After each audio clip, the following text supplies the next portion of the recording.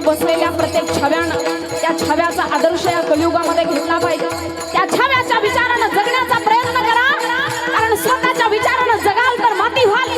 माझं वाक्य लक्षात ठेवा, स्वतःच्या विचारानं जगाल तर माती व्हाल आणि त्या छव्याच्या विचारानं जगाल तर छत्रपती व्हाल। इतकी ताकद त्या छव्याच्या विचारामध्ये।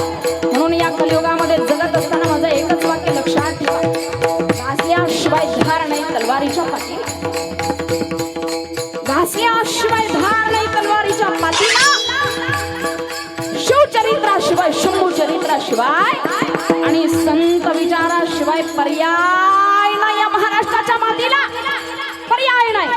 म्हणून ज्याला ज्याला या महाराष्ट्राच्या मातीत जन्माला आल्याचा अभिमान, ज्याला ज्याला स्वाभिमान आहे, त्या त्या प्रत्येकाने दोन्ही हात वरती करायचे।